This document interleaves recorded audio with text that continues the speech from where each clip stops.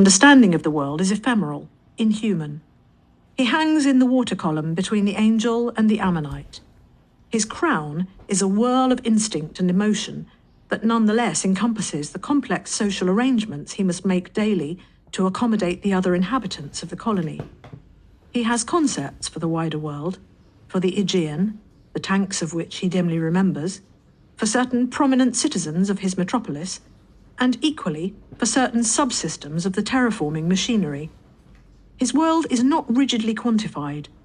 He does not measure nor calculate it, but simply knows and feels in response to that knowledge. His guise, that shifting tapestry of skin and shape, resonates to those feelings to a far more exacting extent than that of his ancestors, or else he takes a more direct hand in it, so that if the mood takes him, he might drift over the colony and dance out his frustrations or his wonderment for the others. To be open to his emotions is to communicate them to his peers and impinge upon their own crowns with his thoughts. It is a language of grand gestures and infinitely exacting emotional scales. He is an artist. They all are. Their conscious mode of interaction conveys far more subtext and abstract expression than it ever does hard information. Beneath this conscious whirl lie the sub-minds of his arms that dispose of what he proposes.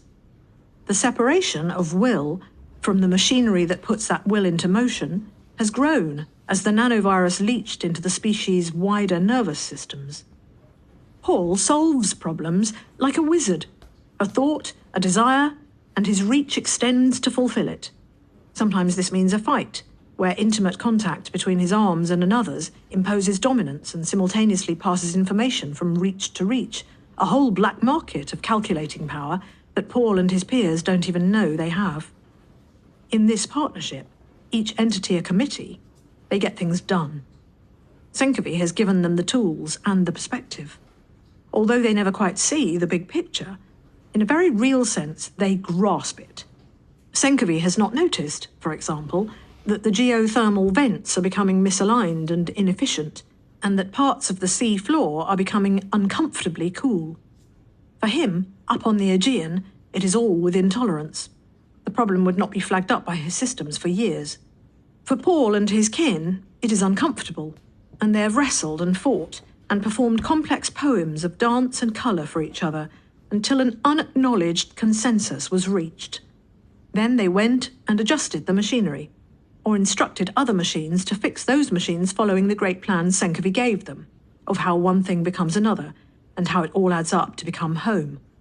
Tchaikovsky will come across their tampering later, and scratch his head to work out what they were trying to achieve. The experiment is long out of his control. But, though Paul 97 and the other individual octopi might seem petty, self-interested and antisocial, they have the wisdom of multitudes. Other colonies communicate with them, one facility to the next. Some individuals travel, seeking less abrasive neighbours, avoiding genetic stagnation.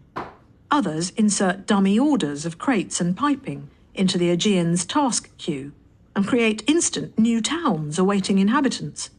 As before, they are prying into every connected space they can access, physical and virtual.